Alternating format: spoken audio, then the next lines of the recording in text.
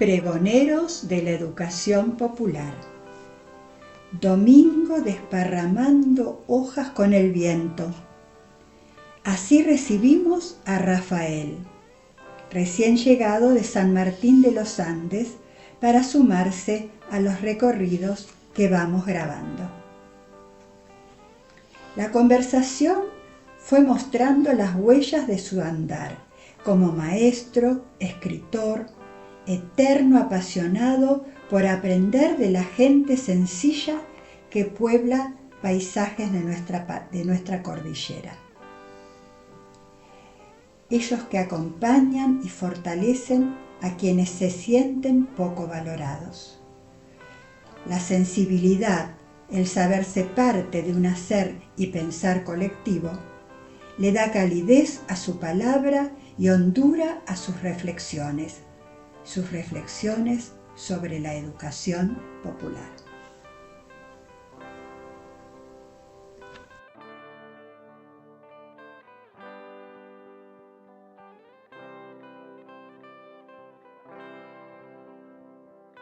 Hola Rafa, buenas tardes. Buenas tardes, María Celia. ¿Cómo está mi maestra? Bueno, yo no sé ya quién es maestro de quién, porque ya has avanzado tanto, estás tan enriquecido de experiencias, que por eso hoy tenemos ganas de saberlas, de que vos nos cuentes un poco ese recorrido, de que nos digas cómo fue tu inicio para decidirte a ser educador, si fue algo que pensaste desde siempre o algo te hizo llegar a eso, y después cómo fue ese camino de educador, ¿no? ¿Cómo has seguido? Bueno, no, al contrario. En la escuela yo cuando fui niño, cuando fui estudiante, digamos, formal, después estudiamos y aprendemos toda la vida, pero en aquella época era un estudiante bastante problemático, lo que después podríamos haber llamado imaginado en las escuelas, conversando a los maestros y a las maestras, ¿qué hacemos con este muchacho? Y cuando me fui a vivir a San Martín de los Andes con 19 años, tenía la intención de estudiar técnico forestal. Había hecho un año en La Plata. Entró un muchacho a la pensión que vivía por un día y no sabía si estudiar lo que estudiaba yo o ingeniería forestal en El Dorado Misiones o técnico forestal en San Martín de los Andes, y contó que eran 3 años. Me interesó mucho porque la ingeniería eran 6 como mínimo. Había hecho un año y fui, pedí el pase y me fui para San Martín. Entonces ocurrió que la carrera de técnico forestal me desilusionó ahí rápido. Eran un grupo de gente que, si bien me interesaba el tema forestal y todo eso, veía que los que se estaban recibiendo, algunos profesores, hablaban mal de la gente del lugar, que no querían trabajar, cosas por el estilo, y alguna otra me decepcionaron muy rápido, pero igual seguía con ganas de estudiar. Empecé a trabajar en otras cosas, y al año siguiente entré al profesorado, que era lo otro que se podía hacer en San Martín. Estudié para ser maestro, y era absolutamente una ocurrencia total de aquel chico que las maestras no sabían bien qué hacer, pero volví sin que nadie me amenace, me puse a estudiar. Mis profesoras traían el material y preguntaba, pero ¿de dónde lo sacó, profe? ¿Quién es el autor? ¿Dónde está el libro entero de esa fotocopia? Y fue un encuentro que me dura hasta el día de hoy, que es una gran suerte que tuve de encontrar una tarea que me llevó a un oficio que me permitió desenvolverme como persona en lugares que quise en la sociedad, ¿no? Y fue un poco de casualidad. Jamás hubiera pensado, si bien tenía mis abuelas maestras. Y después uno va haciendo también vínculos. Mi papá titiritero, va haciendo vínculos por ahí, pero no fue impensado, digamos, y fue porque era lo que se podía hacer en San Martín. ¿Y sí, cuándo fue que, aún siendo impensado, pero cuándo fue que pudiste decir qué bueno es esto, qué lindo, me siento bien? te diría que casi enseguida, o enseguida, que me encantó. Yo no podía entender directamente que la pedagogía se estudiaba, no me había dado cuenta de qué se trataba.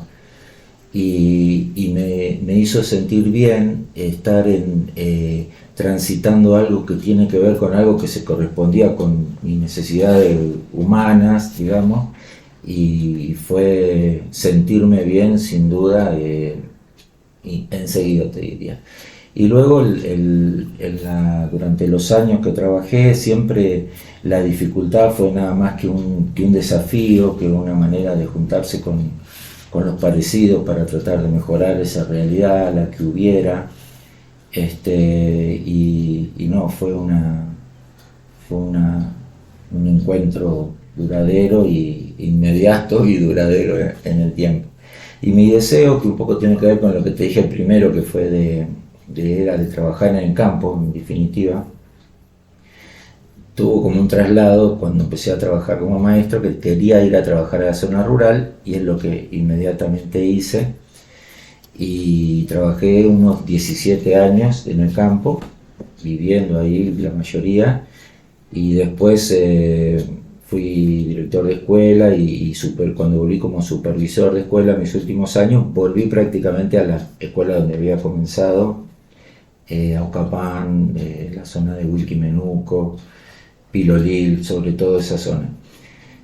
Y bueno, vivir esa experiencia donde uno parece que va con algo y que tiene mucho para dar y rápidamente se da cuenta que lo están educando a uno simultáneamente, ¿no? El otro día te dije que mi viejo hacía títeres y eso me vinculó de distintas maneras. Una fue escribir para títeres, y un gusto que me pego todos los años es participar del festival que se hace en San Martín y en el campo como promo, ayudo, me llevo a algún grupo para el campo y los coordino. Y vamos con un grupo, no este año pasado, el otro, de chicas de Paraguay, el grupo Cunú, que significa cariño, a las Coloradas. Y había, viste cuando en la clase está el niño o la niña que enseguida tiene respuestas, que te está mirando, yo, maestra, pero está el otro, está el que está cuarto banco contra la pared ahí, pero que también tiene un silencio, pero no es que no tiene que decir, tiene un silencio, está bien, se está tomando su tiempo, ¿no? Y mis amigas del grupo Cunú hacen su obra, que es increíble, con monos, con todas cosas que incluso títeres no habían visto nunca ahí, un Sandro de América. Y había una niña que estaba efectivamente contra la pared, que miraba a Andrea, a mi amiga, la observaba, y mi amiga se aviva, se da cuenta y se acerca. Y cuando está cerquita, la nena, que no sabe si tiene o no tiene algo para decir, tenía algo para decir y le dijo: ¿cómo hicieron ustedes para saber que nosotros estábamos aquí? Entonces, estar en un lugar,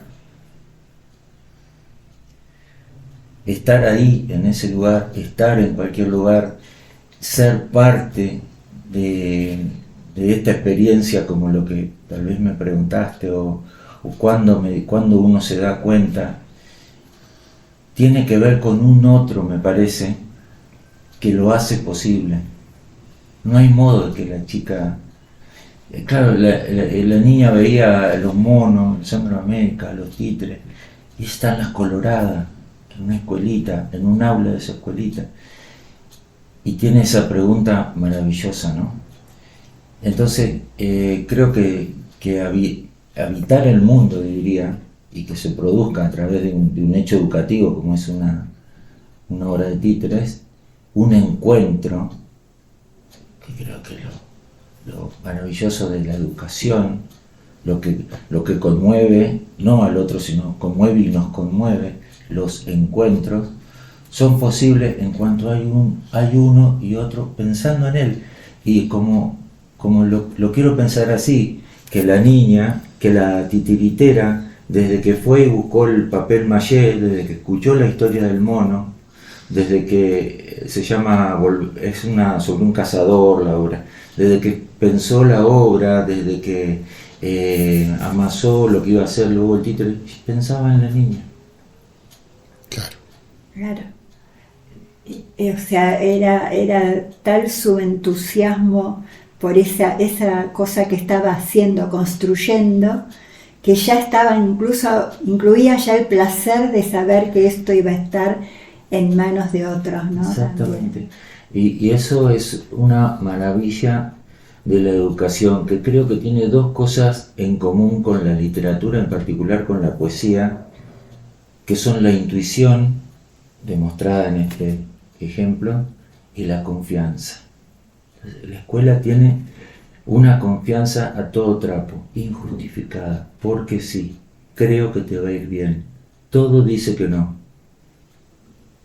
Todo dice que no. El padre perdió el trabajo, hay violencia, hay oscuridad, no hay plata, los lápices se pierden, dolor, todo dice que no.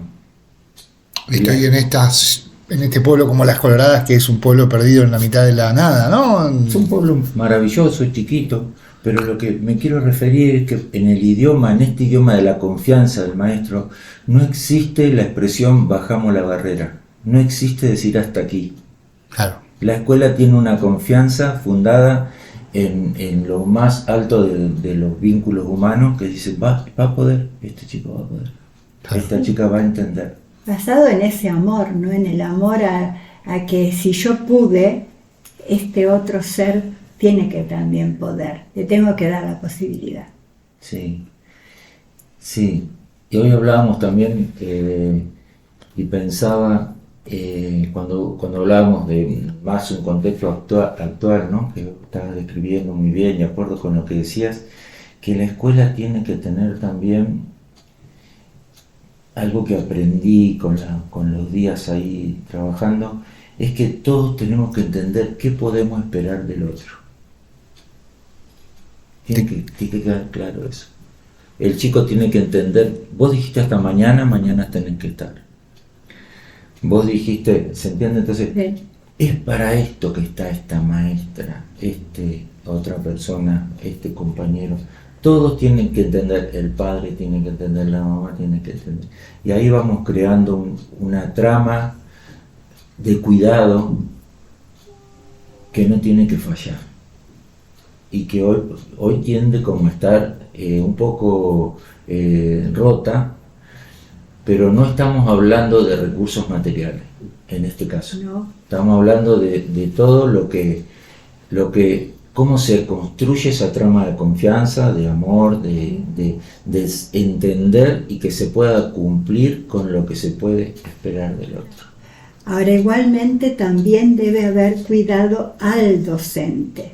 Yo creo que a veces, en la formación docente incluso, se pierde el sentido de que el docente también es un ser aprendiz, un ser que le cuestan cosas para alcanzar, que a veces tiene expectativa pero tiene miedo, que no se tiene conciencia hacia sí mismo. Exacto. Me parece que a veces la formación va más hacia el exterior, si tenés que enseñar esto de tal manera, y no a la persona del docente, que también necesita de ese cuidado para poder cuidar, ¿no? Sí. O sea, necesita tener sus espaldas también cubiertas, ¿no? Sí, a veces en mis años en la escuela, todavía no me voy de la escuela, de hecho mañana tengo un encuentro ahí pero de mis años en la formalidad, digamos, fui supervisor de escuela, director, y a veces veía maestras que les pasaba exactamente esto que estás diciendo, ¿no? Pero al mismo tiempo eran muy buenas para encontrar muchas maneras y otra manera, estaban del lado de los pibes, ¿no? Entonces él decía, che, todo eso que vos le decís a los demás, también es para vos. Claro. Claro. No importa si te equivocás, ya vas a poder, juntarte con los parecidos. O sea, todo eso te corresponde. Porque si no, también es mentira el que haces para el otro. Totalmente. ¿No? Es o como... por lo menos es algo que no te termina de dar placer. Y entonces llega ese momento en que el docente está 2-3 años trabajando y parece que hiciera millones de años. Está agobiado, Claro. porque está vacío. Exactamente. Como asumir, te diría, hasta como un valor, la fragilidad. Pero que no se queda en romperse, sino en juntarse con los otros y poder dar cuenta de una fragilidad, que pareciera que el mundo, el éxito sería ser fuerte, ¿no? Cuando en realidad es desde la fragilidad donde se pueden cambiar cosas, pensar cosas distintas. Si no, tendríamos que asumir que el mundo está fenómeno, y nosotros creemos que no, Exacto. que el mundo está en problema. Pero tenemos confianza, somos optimistas, pero es necesario poder manifestar la fragilidad, me parece a mí, y poder hacer algo que entiendo y me entusiasma, pueda tener que ver con esto que estamos haciendo acá, que es conversar. ¿Viste? En cuanto, gracias a poder estar con ustedes y escucharlos, y yo balbucear, me puedo enterar de lo que yo mismo pienso, porque traía una idea, pero yo puedo, charlando con vos, con María Celia, con Pancho, yo puedo decir lo que me parece, pongo la palabra y ahí no me voy con un dogma, che, qué lindo lo que conversé con María Celia, me voy con una cosa que se sigue rumiando, un balbuceo, que también es un aspecto propio de la poesía, creo yo, el balbuceo, que no da certeza, dice eso, balbucea. Entonces, lo que estoy diciendo me parece como que lo estoy diciendo gracias a ustedes. Ahí hay algo que vos decías y que, bueno, siempre trae esto de la certeza, ¿no? Y que eso se va a poder ir para adelante, decir, no sé si la palabra es para adelante, pero se va a lograr sobre un estudiante o sobre... Celia siempre habla de la intuición, ¿no? Como que tenemos como una intuición que se labura desde ahí, que es... no tiene un grado de certeza, ¿no? Una intuición no es comprobable, no tiene medición, no tiene voy por acá y me puedo equivocar, es decir, es frágil también, ¿no? Y eso, ahí sale ese docente educador del instituto de formación. ¿Qué instituto de formación es? ¿El de San Martín? El San Martín, el 3. El 3. ¿Y cómo empieza su recorrido, su aula, su primer aula, si hay primer aula o hay otro? Sí, la aula.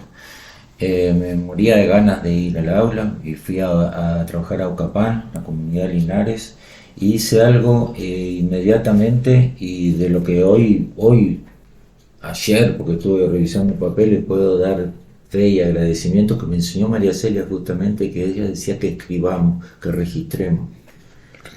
Y tengo registros de esa época, tengo registros de todo, y como me gusta escribir, también, bueno, son varias cosas. Una es obvia, no olvidar, pero otra es poder reflexionar sobre esa práctica, ¿no? Y andaba todo el día, tenía chicos chiquitos, chicos grandes, un chico con dificultades. En esa época se podía, calculo que ahora no, como el tontito de la comunidad, también lo tenía incorporado, y no me alcanzaba el día para visitar a familias, lo vivía con mucha intensidad y anotaba lo que hacía, las propuestas que podía llevar adelante. Me encantaba la escuela, el lugar donde estaba, no podía creer, realmente. ¿Era un aula multigrado? ¿O? Sí, era una aula, habían agregado en esa escuela que funcionaba en un tráiler por la tarde, que eran los chicos más chiquitos, un primer ciclo, y por la mañana tenía segundo ciclo. Sí, sí, plurigrado y bueno, toda ¿Y esa...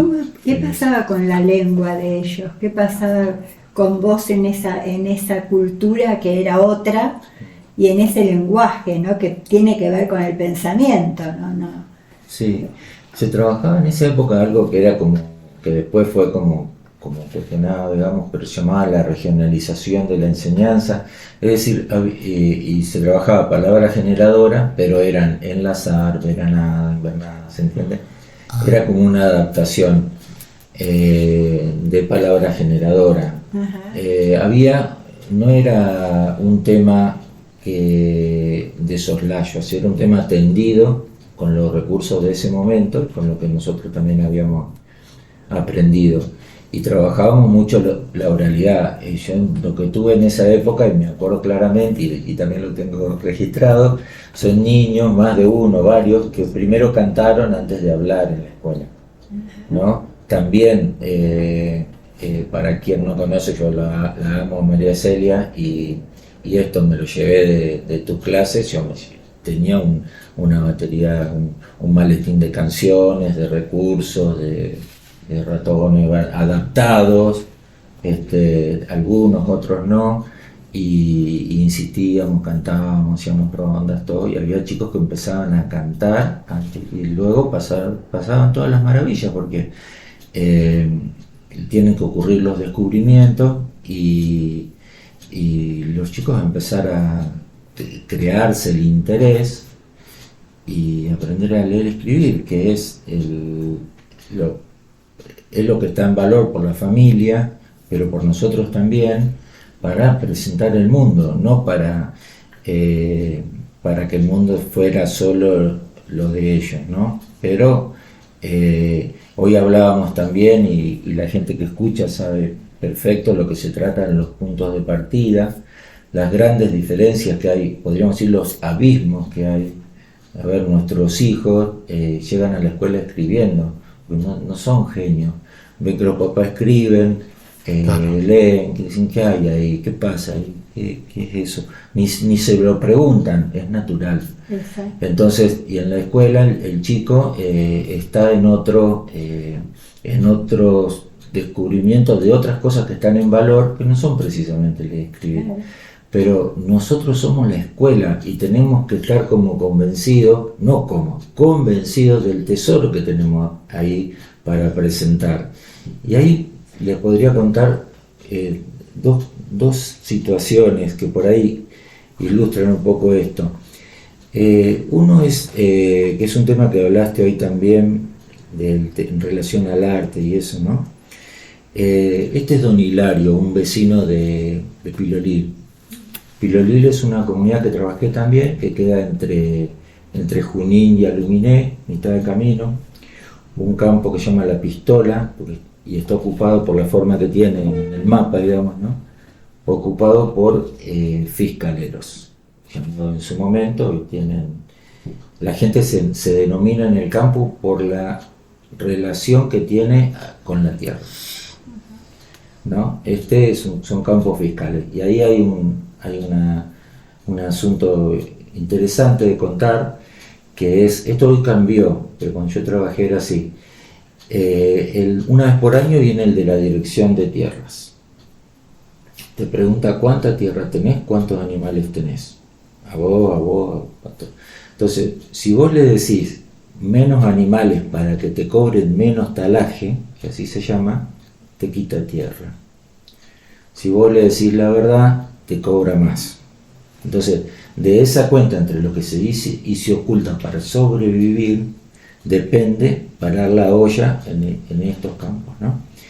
En el campo La Pistola, en ese lugar, en lo que sería el Mango, donde el río Aluminé se viene para acá, ahí está Don Hilario, que es el abuelo de una nena que va a la escuelita que yo trabajo.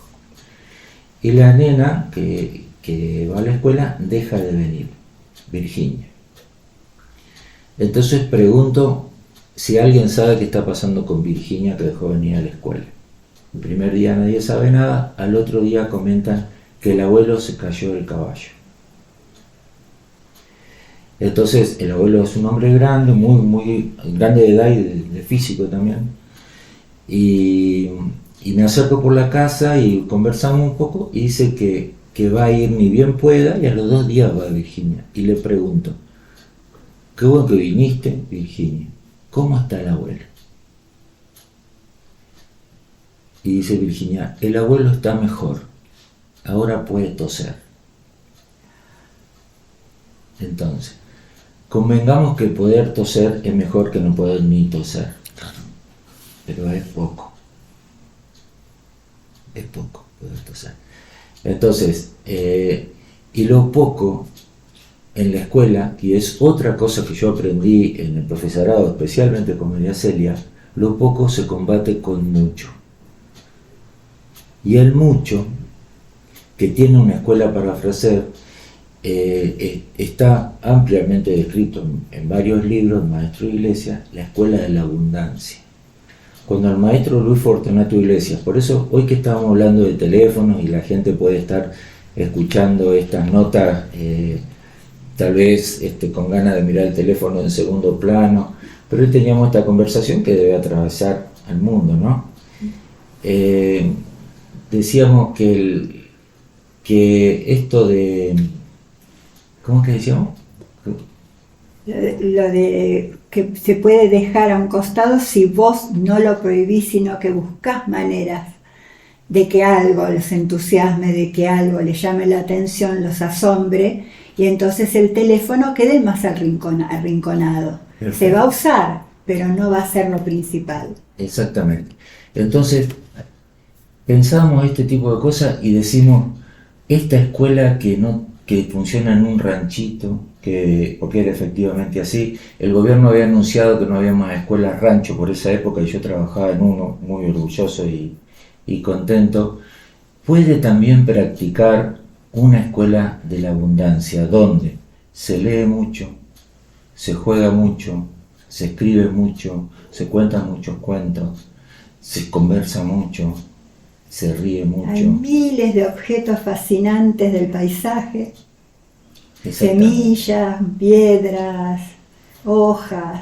Exactamente. Y cuando me tocó ser supervisor de escuela y a veces iba a ir a un lugar y veía que la gente estaba con su larga lista de cosas materiales que no tenía la escuela, y yo llevaba mi lista de cosas pedagógicas para trabajar, le decía, sí, cómo no, te anotamos el tema, pero lo anotábamos al final. Primero trabajábamos todo lo que yo llevaba de propuesta, que eran las cosas posibles, ¿no?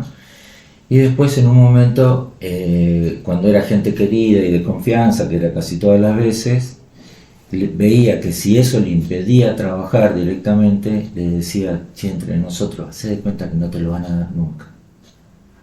Porque si eso te impide, y tengo una anécdota que es un poco, parece exagerada, pero una vez va a empezar una reunión y una directora comentaba que lo habían conseguido, que la comunidad los había apoyado.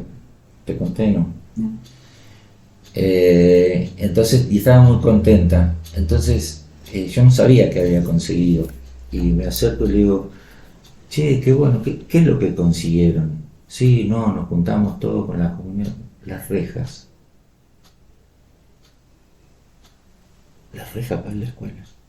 Yo digo, no le dije nada, le dije, che, qué bueno, y empecé con la reunión, pero ¿sabes qué? Que te roben.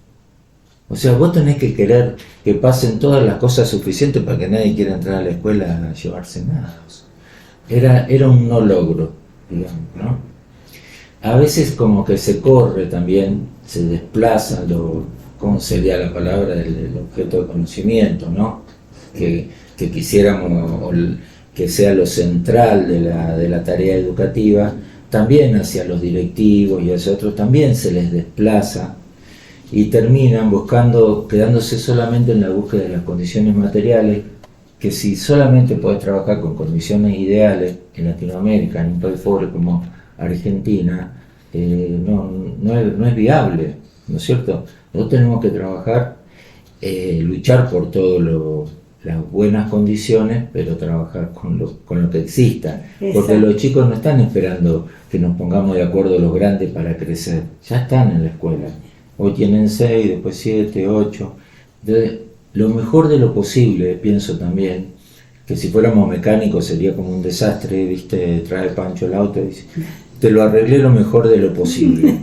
Sale, se le sale la rueda, se la pone contra el colectivo. Hice lo que pude. Es esto de no es blanco ni negro, sino que hay muchos grises también. Cuando uno advierte sobre esto, qué es lo importante del conocimiento, qué conocimiento. Exactamente. Bueno, Mira, hoy, por ejemplo, haría falta que se aprendiera procedimientos, porque los pibes lo único que saben es apretar un botón o tocar las teclitas. Entonces, más que nunca necesitarían, si uno piensa, incluso desde la teoría de Piaget, que cuando se tienen operaciones cerebrales es porque hubo acciones que se incorporaron al cerebro, y habrá que enseñarles muchas cosas de lo que es, no sé, a tratar de atar algo, tratar de juntar cosas, sí, tratar de ordenar, o sea, hay un montón de cosas, de procedimientos que no saben. exactamente. Y se hacen tan valiosas, a lo mejor, como también muy valioso la suma o la resta o todo eso, que también se puede aprender a través de procedimientos. A ver, me quiero meter con un tema, por ahí a través con lo que estás diciendo, ¿no? Don Herminio Parra es un vecino de Hilario, el que les contaba recién. Estoy charlando con él, es un querido amigo, lo visité hace poco, mayor, y mientras charlamos, él mete la mano en una oveja, mete literalmente la mano en una oveja que está al lado de él. Seguimos conversando de la escuela, de los chicos, amistades que conservo por suerte hasta el día de hoy, esos ya hombres, ¿no?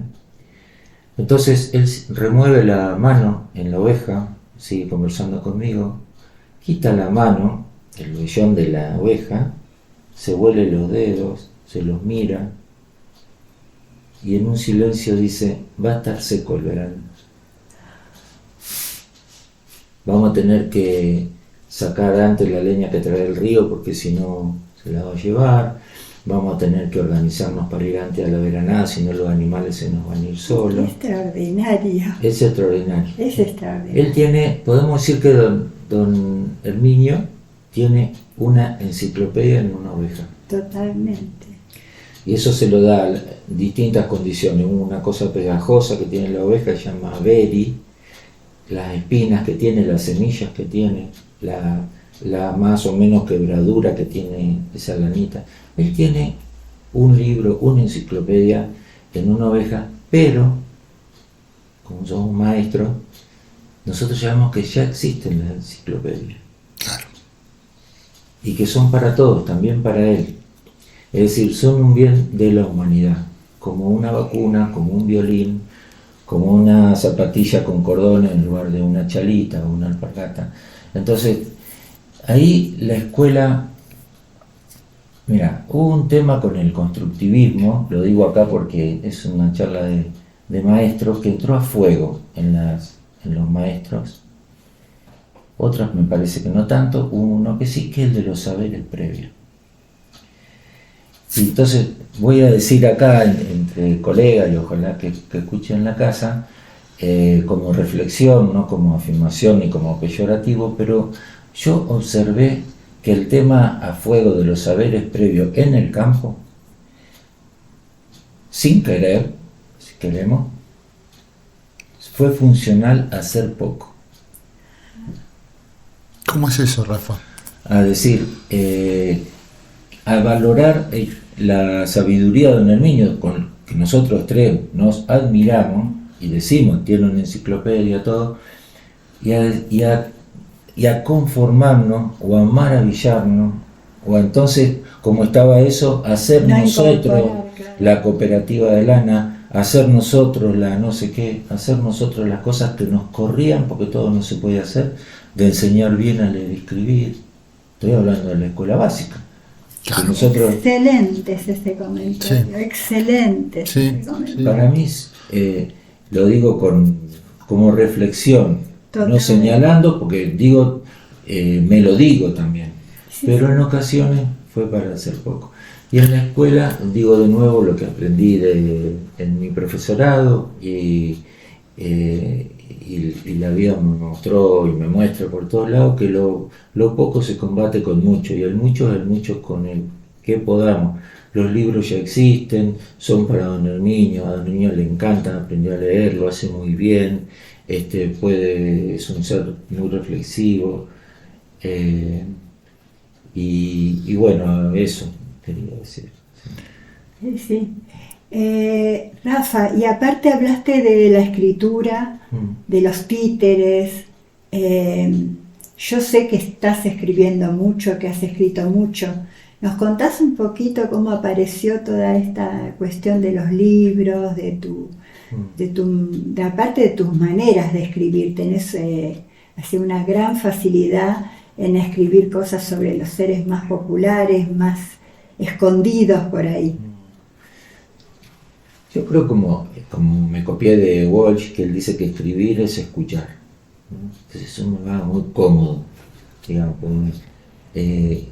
me encanta la gente, digamos, escribo porque me encanta la gente, no es que crea que tengo algo así tan importante para decir, y porque aprendí también a notar, pero también es verdad que escribo de chiquito. En mi casa mis padres leían, sucedía eso.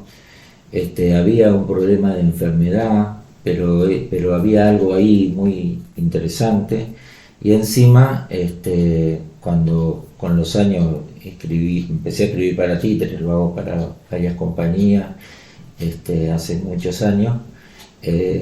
Tengo una respuesta corta y una larga. La larga, pero te la hago corta, es que para que mi papá me quiera. Entonces, escribir para estar en el mundo de ellos, y para títeres ni te cuento, para que mi viejo me quiera, que yo lo amé toda la vida mucho a mis padres, que murieron hace poquito. Y sí, se me da como escribir, me interesa la gente, me interesan las personas. El último libro es El fulgor de las ovejas, que te traje de regalo. Sucede en la localidad de Las Ovejas, es un policial, pero escribo siempre la misma historia. Es un policial criollo, donde en el escenario de la localidad de Las Ovejas del norte neuquino está sostenida esta historia, lo que van a hacer la banda y cómo la van a resolver, por dos asuntos que me interesan muchísimo: la transhumancia y la espiritualidad, no la religiosidad. La espiritualidad como paraguas superior, digamos, de eso, que en Las Ovejas tiene su manifestación con San Sebastián, y bueno, y el tema de la transhumancia. ¿Qué es esto? Mirá qué tema, o miren qué tema tan educativo realmente. De la palabra humus, ¿no? La capita esa de tierra, delicada, que se vuela, que hay que criarla, que hay que cuidarla, que es como la piel de un bebé, que es como la voz de una persona que ya no está. De la palabra humus viene humilde, humano, hombre, viene inhumar y exhumar, viene trashumar, ir detrás de los mejores humus. Es el intento del hombre de tener una eterna primavera, o de al menos tener dos primaveras en términos ganaderos, digamos, irte con los animales a donde el pasto, luego de que el pasto se terminó en la invernada, irte a la veranada, trashumar. Pero me parece que dice mucho más cosas, es decir, viene la mala y no me quedo a recibir el azote de ese designio de la naturaleza que me va a traer hambre, problemas.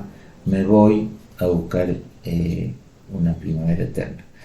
Y después el tema de la espiritualidad, que ahí con San Sebastián es por demás interesante. Él es un santo romano del año 300, en realidad francés, pero en Roma lo llenan de flechazos, por eso en la estatua está con flecha, lo dan por muerto, está vivo, la gente lo cura, se presenta de nuevo al emperador, el emperador efectivamente lo mata, año 300.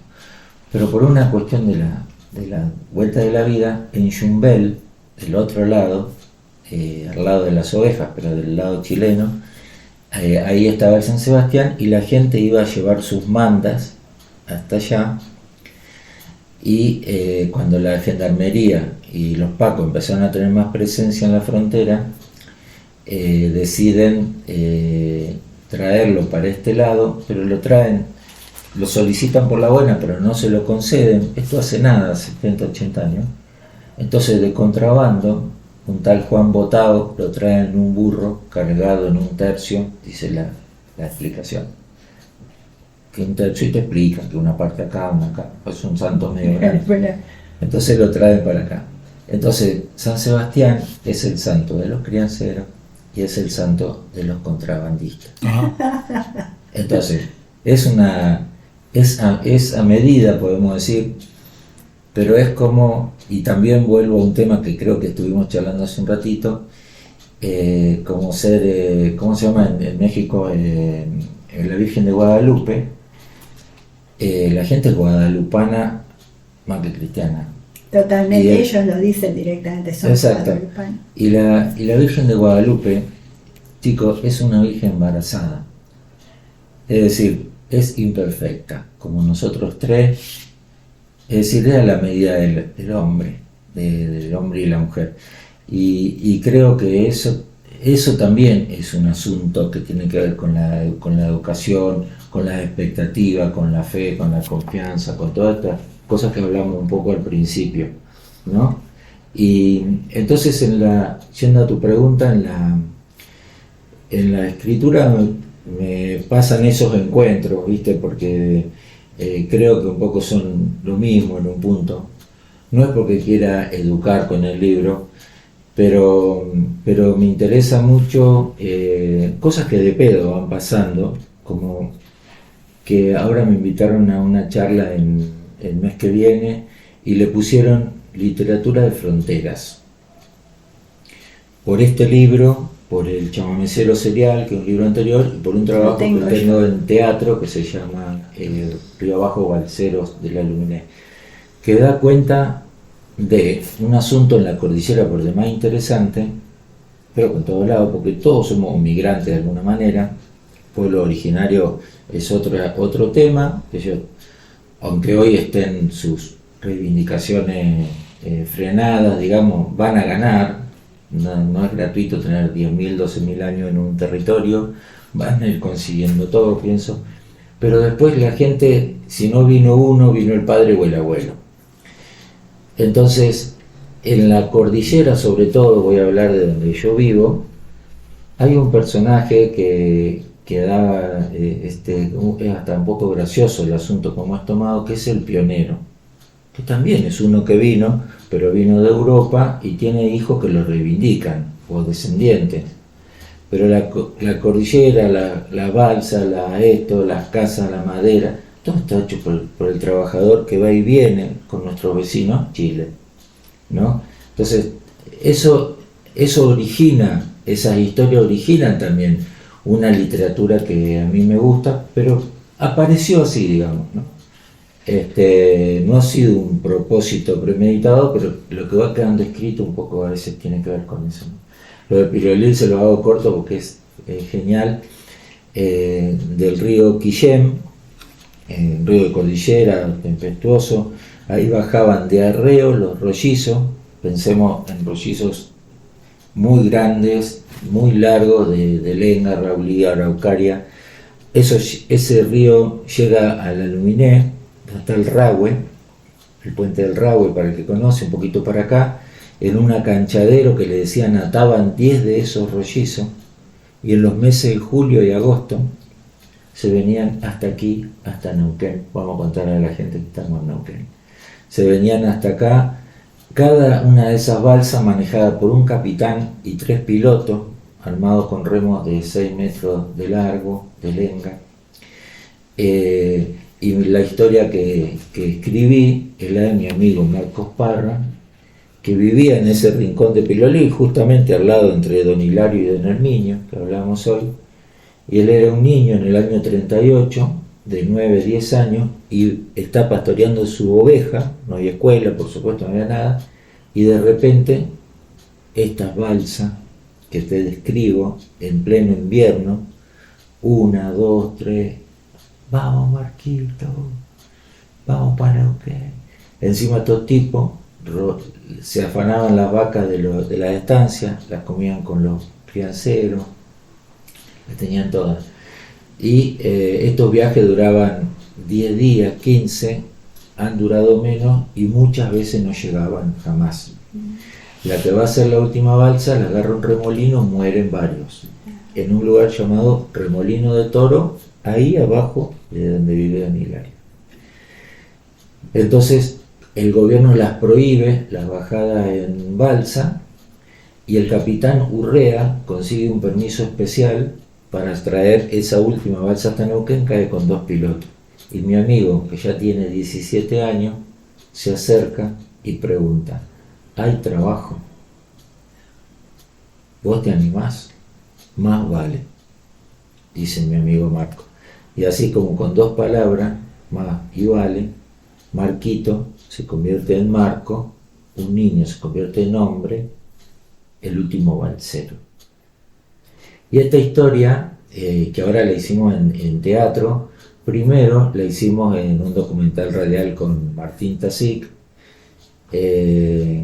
con grabaciones originales de Don Marcos, de mi amigo Marcos, que salen en un audio muy lindo que él dice, era una armonía de ver, Rafita, venía una, después la otra, después la otra. Y Don Marcos tenía un sillón en el galpón de Esquila, que está ahí, había un recortecito como una cocinita y él vivía ahí. Y tenía una sillita para mí y él un asiento de colectivo de larga distancia. ¿Cómo había ido a parar así? No sé. Entonces empezaba a hablar y me decía, ¿pero cómo? ¿No va a anotar, don Rafita? Sí. Entonces yo sacaba el cuaderno y me ponía a anotar lo que él me contaba, pero antes, clic, clic, clic, reclinaba el asiento de su asiento de colectivo que tenía ahí y me contaba, por tanto, en el año 38, tanto.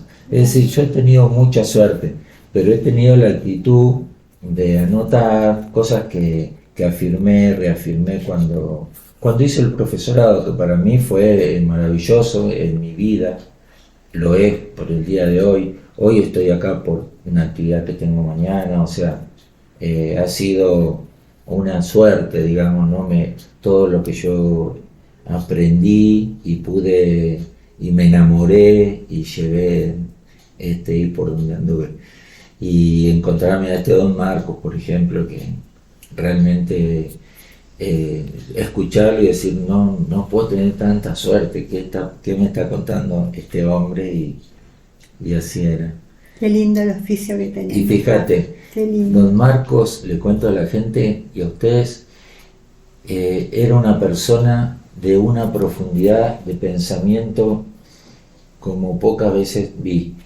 Y él tenía claramente, estos encuentros eran sin una gota de alcohol, lo aclaro, tomando mate, que no tomábamos nada, porque puede parecer, pero en un momento de la conversación, su capacidad de pensar iba más profundo que el elemento de palabras que él tenía para dar cuenta de lo que pensaba. Entonces cuando él iba muy adentro de la conversa, él empezaba a inventar palabras. Marco Paz. Y bueno, yo lo escuchaba y como ahí enseñó Rodolfo Wolf, que citamos, que escribir era eso, ¿no? Así que son como caminos que han alimentado a los otros y... Sí, es como que entrelazás ahí el ser educador con la literatura, porque también en la literatura vos dejás escrito sobre la gente, y el dejar escrito sobre la gente es darles dignidad a la gente, es que no pasen de largo, van a estar en algún lado, ¿no? Sí. Y eso es algo que preserva el educador preserva a la gente, le da el valor a la gente que tiene, ¿no? Me parece que eso es importante. Sí. Bueno, te cuento que nosotros, como vos nos regalás todo esto que es un montón, elegimos un regalo que es un poema y una obra pictórica. Siempre buscamos que sea lo más cercano a lo que creemos que puede gustarle al que se lo regalamos. Esperamos haber acertado. A ver, Vamos a ver. esto es algo que siempre prepara Celia Sí. y que viene siendo algo. Ella se toma su tiempo para elaborarlo, construirlo. Bueno, empezamos por la poesía. Sí. La poesía es de Juan L. Ortiz. Se llama Fui al río. Fui al río y lo sentía cerca de mí, enfrente de mí. Las ramas tenían voces que no llegaban a mí. La corriente decía cosas que no entendía. Me angustiaba casi, quería comprenderlo. Sentir qué decía el cielo, vago y pálido en él, con sus primeras sílabas alargadas, pero no podía. Regresaba. ¿Era yo el que regresaba? En la angustia vaga de sentirme solo entre las cosas últimas y secretas. De pronto sentía el río en mí. Corría en mí, con sus orillas trémulas de señas, con sus hondos reflejos apenas estrellados. El río corría en mí, con sus ramajes. Era yo un río en el anochecer. Y suspiraban en mí los árboles, y el sendero y las hierbas se apagaban en mí. Me atravesaba un río. Me atravesaba un río, sí. Este también es de alguien del interior, esto es de Raúl Yurgin, que es de Mendoza, pero que vive muchos años en Santa Fe, y entonces empieza a trabajar con las mujeres y sobre todo con las niñas y los niños del Paraná. Y hace, por ejemplo, yo había llevado al profesorado y alguien se lo llevó sin darse cuenta, una que era de los peones golondrinas.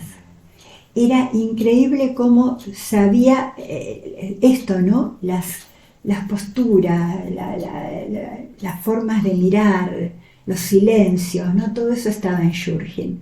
Bueno, pensamos en dos artistas del interior y sobre todo del paisaje, porque sentimos que vos tenés el paisaje adentro tuyo y que lo llevás como un río a todos lados. Ojalá, sí. Así que bueno. Gracias, bueno, me encanta. Y les cuento que bueno, Juanel me encanta, el amigo de mi viejo. Mira, Y, no sé por qué sentí sí, que era importante para y el poder poema hacer. ese me gusta muchísimo.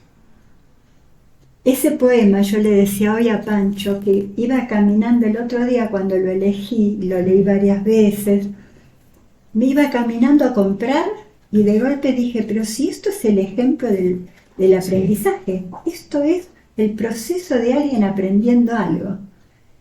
Buscarlo porque le gusta, porque le tiene ganas y entonces trata de comprenderlo. Y se lo lleva, esos conocimientos previos que no sabe que los tiene todavía, pero él se da cuenta que ya no es el mismo. Y llega el insight del aprendizaje, ¿no? Soy yo un río. Sí, es como también la chance que tiene la poesía, la literatura, porque el poema es como si nunca hubiera escuchado al mismo tiempo, en este contexto que estamos conversando y con lo que estás diciendo ahora. Pero sí, claramente, ¿no? Es eso. Bueno, y al final recién, También. no sé, como en el 60, no sé, que los estudiantes de la universidad dijeron, no puede ser que este hombre no se conozca. Sí. Y fue cuando hicieron las obras completas. Sí. Así que bueno, y yo de extra, Sí. Te lo hice en papel porque es sobre qué entiendo yo por didáctica. Y entonces justo le había puesto de dos clases del profesorado, de 2 aulas del profesorado, Sí. que donde vos no estuviste, pero esto creo que fue el posterior a vos, y esto creo que fue el posterior todavía. Acá es cuando dramatizaron a Iglesias, nosotros empezamos a hacer una unidad que se llamaba Los Maestros de Carne y Hueso. Sí. ¿Por qué? Porque para mí los grandes didactas de la Argentina fueron los maestros rurales. Así de clarito.